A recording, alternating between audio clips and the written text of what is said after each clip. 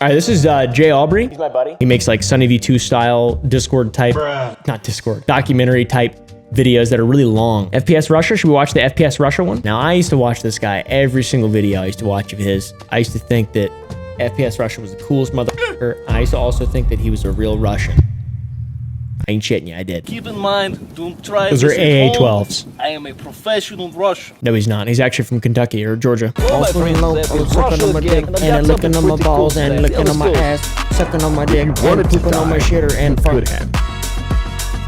pooping on my dick and licking on my penis. I was looking at more like 25 years of prison. Absolutely, but Oh my god.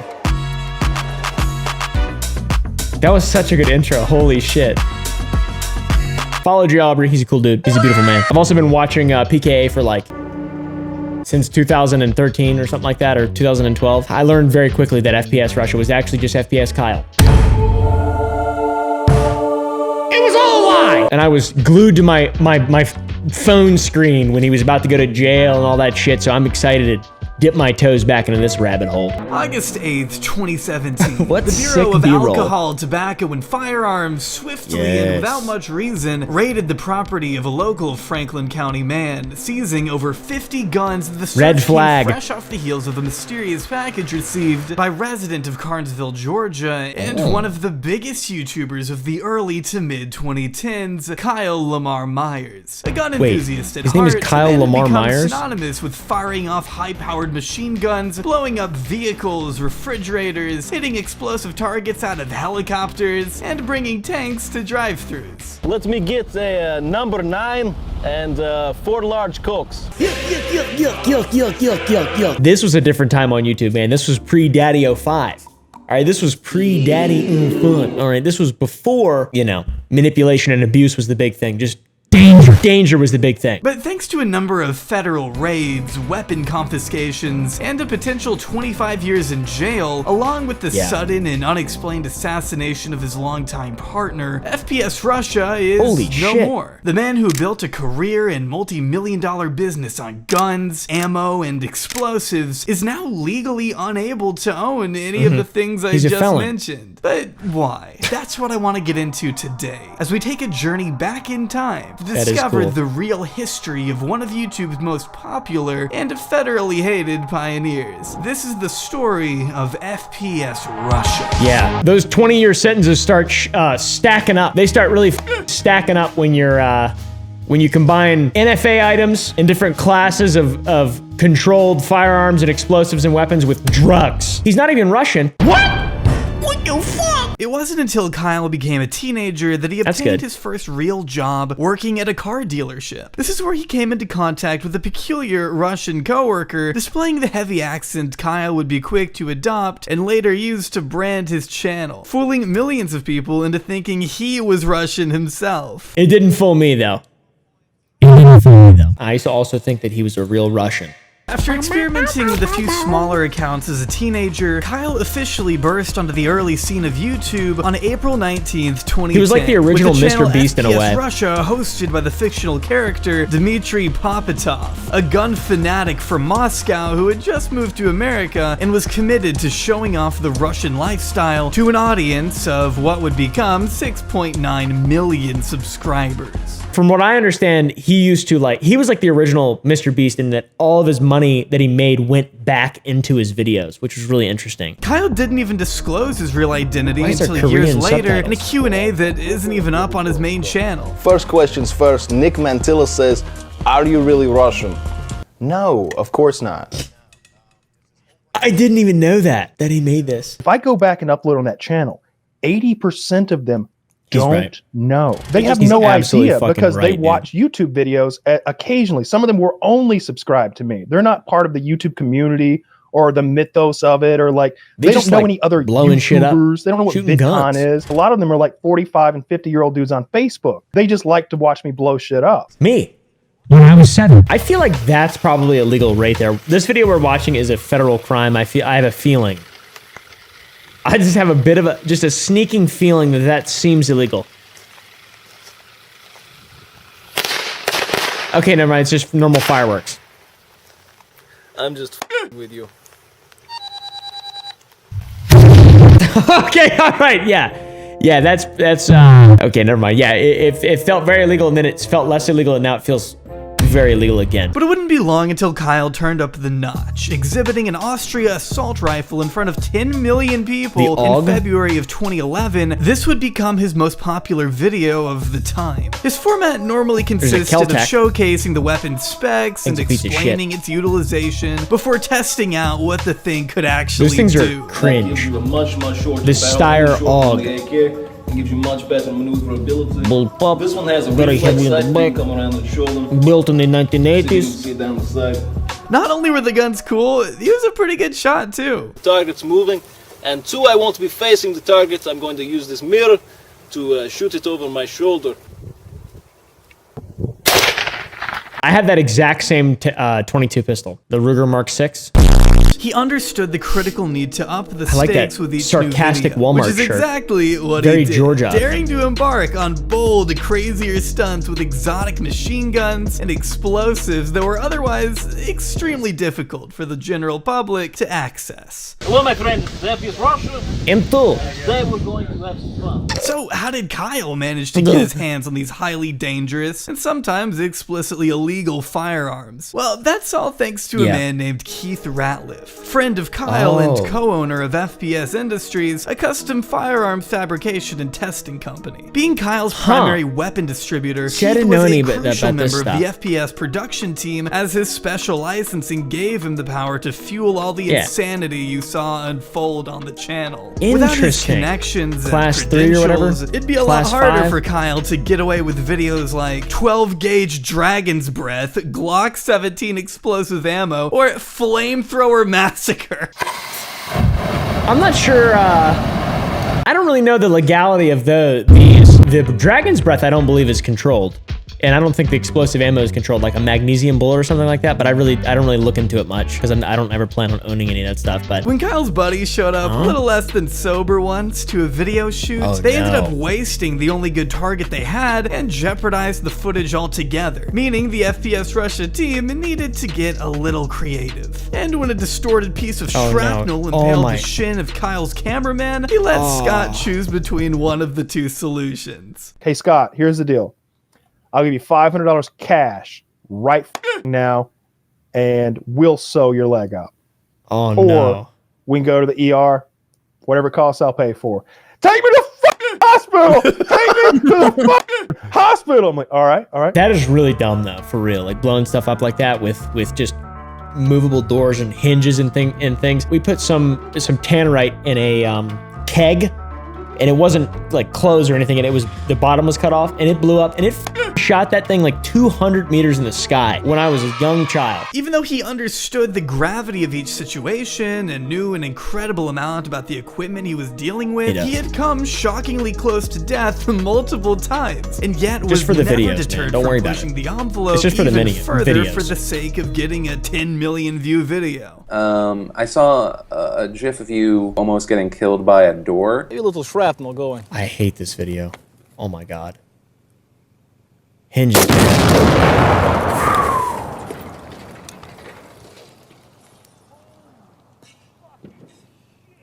Maybe a lot of shrapnel.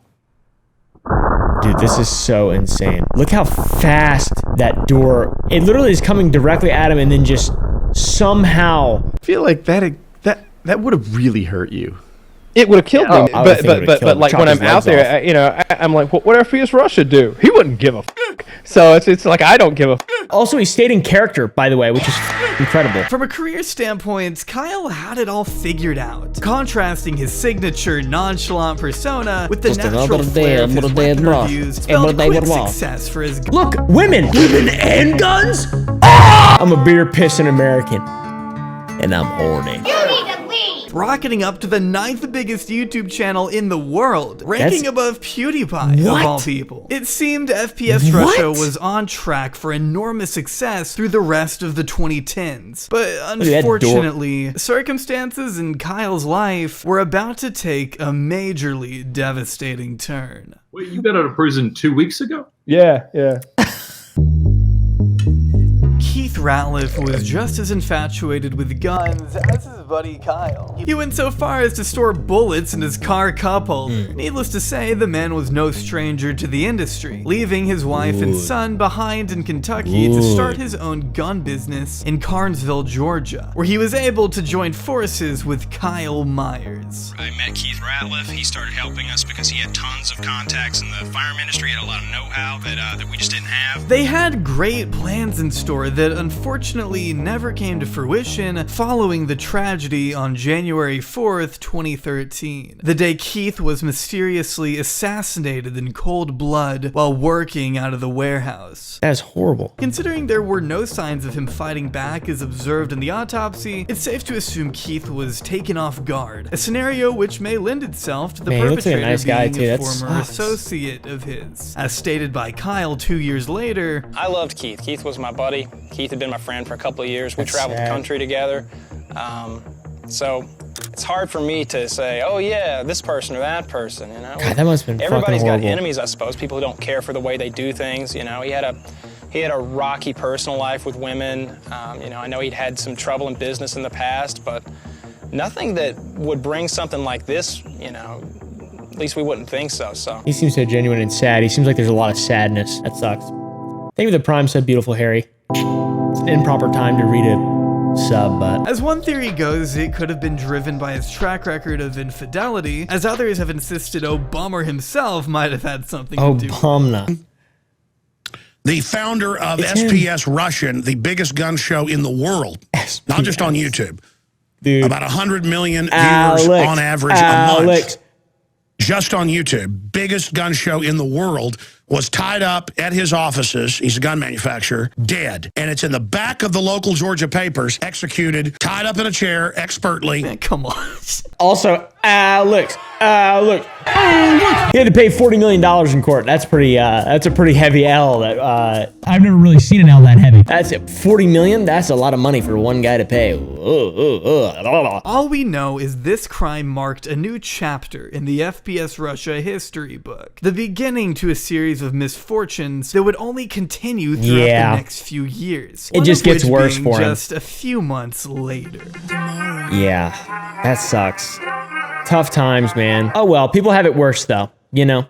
Womp womp, people have it worse. The claim is that he was using explosives and getting paid for it via YouTube. The explosive in question was tannerite, a legal substance that blows up only when shot with a binary rifle. exploding this is what target. Kyle used to send trucks sky high on his dad's farm, which was also raided that day. The feds argued that individuals or companies must obtain a federal explosives manufacturing license if they intend to engage in the business of manufacturing explosives for sale or distribution or for their own business use. First time they raided my house, you know, and that was a situation like ATF was in the living room and they had this big list of like my registered stuff and they're like, we're not coming up with a couple machine guns here, and they're looking at me like I've done something wrong, and I'm like, well, they're in my bedroom.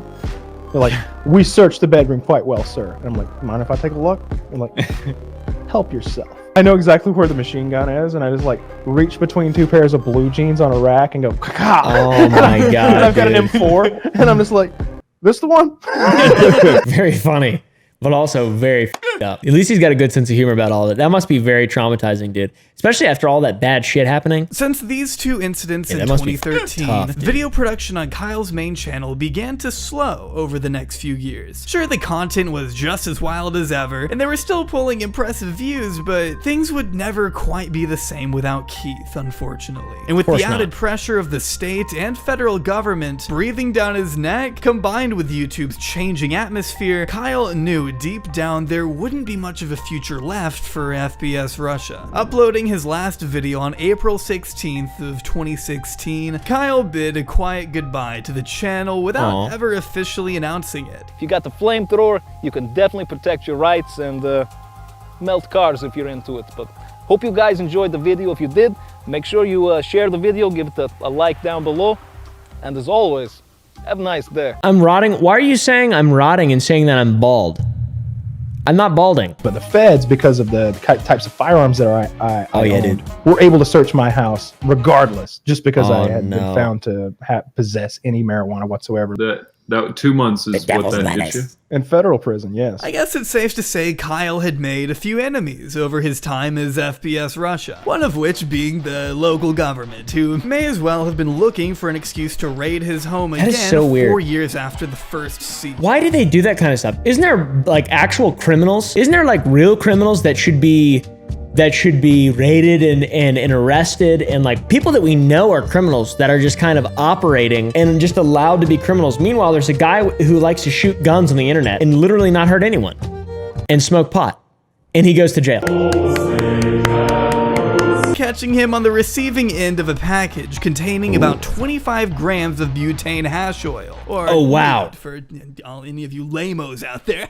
As minor as this offense may have seemed, the Department of Justice was hell-bent on prosecuting harshly Toss him in jail. on the grounds of Kyle He deserved owning it. firearms along with the illicit drug. Luckily, Kyle and his team were still able to win the court case against the state on account of the initial search warrant being absolute bullshit. As cited by the cops, the reason they searched his house in the first place was because they wrote a warrant that said they were able to search my home due to the fact that I was wearing shorts.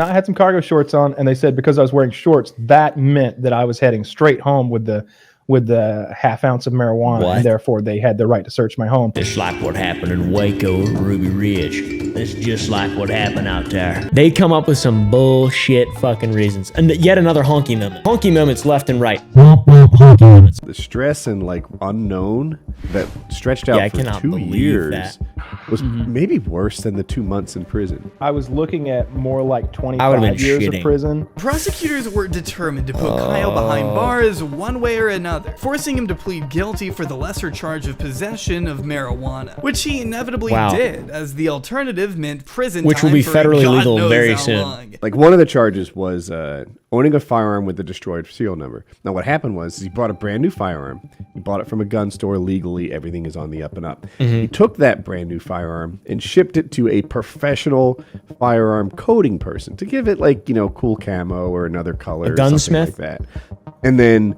it turns out that person had got paint in the serial number, and now they're accusing Kyle of defacing a serial number, which is a 10-year mandatory minimum. Dude, what the fuck? You can just buy a gun, like you can just go buy a gun pretty much really easily. There are background checks, obviously, but they're instant and pretty debatable as if they even work. That's the kind of gun laws we have in this country right now.